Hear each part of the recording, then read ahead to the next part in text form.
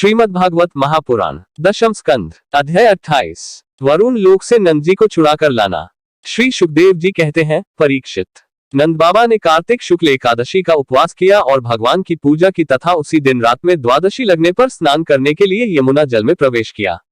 नंद बाबा को यह मालूम नहीं था कि यह असुरों की वेला है, इसलिए वे रात के समय ही यमुना जल में घुस गए। उस समय वरुण के सेवक एक असुर ने उन्हें पकड़ लिया और वह अपने स्वामी के पास ले गया। नंद बाबा के खो जाने से व्रज के सारे गोप, श्री कृष्ण, अब तुम ही अपने पिता को ला सकते हो, बलराम, अब तुम्हारा ही भरोसा है, इस प्रकार कहते हुए रोने पीटने लगे। भगवान श्री कृष्ण सर्वशक्तिमान है एवं सदा से ही अपने भक्तों का भय भगाते आए हैं।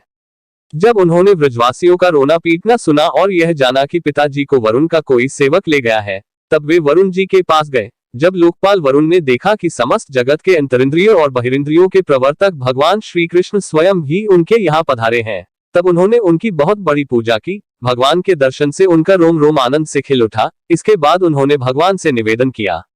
वरुण जी ने कहा, प्रभु, आज मेरा शरीर धारण करना सफल हुआ, आज मुझे संपूर्ण पुरुषार्थ प्राप्त हो गया, क्योंकि आज मुझे आपके चरणों की सेवा का शुभ अवसर प्राप्त हुआ है। भगवान, जिन्हें भी आपके चरण कमलों की सेवा का सुअवसर मिला, वे भवसागर से पार हो गए। आप भक्तों के भगवान, वेदांतियों के ब्रह्म और योगियों के परमात्मा हैं। आपके स्वरूप में विभिन्न लोक सृष्टियों की कल्पना करने वाली माया नहीं है, ऐसा श्रुति कहती है।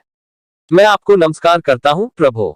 मेरा यह सेवक बड़ा मूढ़ और अनजान है, वह अपने कर्तव्य को भी नहीं जानता। वही आपके पिताजी को ले आया है, आप कृपा करके उसका अपराध क्षमा कीजिए। गोविंद, मैं जानता हूं कि आप अपने पिता के प्रति बड़ा प्रेम भाव रखते हैं। ये आपके पिता हैं, इन्हें आप ले जाइए, परंतु भगवान, आप सबके अंतर्यामी, सबके साक्षी हैं, इसलिए विश्व मोहन श्री कृष्ण, आप मुझ दास पर भी कृपा कीजिए।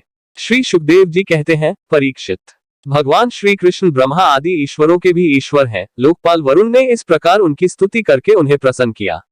इसके बाद भगवान अपने पिता नंद जी को लेकर व्रज में चले आए और व्रजवासी भाई बंधुओं को आनंदित किया।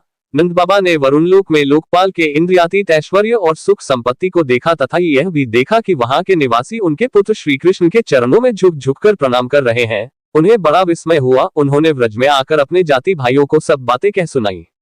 परीक्षित, भगवान के प्रेमी गोप यह सुनकर ऐसा समझने लगे कि अरे, ये तो स्वयं भगवान है। तब उन्होंने मन ही मन बड़ी उत्सुकता से विचार किया कि क्या कभी जगदीश्वर भगवान श्री कृष्ण हम लोगों को भी अपना वह मायातीत स्वधाम, जहां केवल इनके प्रेमी भक्त ही जा सकते हैं, दिखलाएंगे।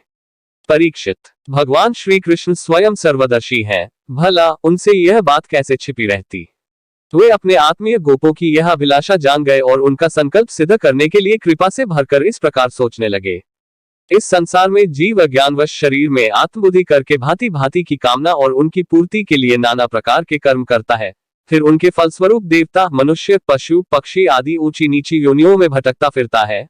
अपनी असली गति को, आत्मस्वरूप को नहीं पहचान पाता। परम दयालु भगवान श्री कृष्ण ने इस प्रकार सोचकर उन गोपों को मयांधकार से अतीत अपना परमधाम दिखलाया।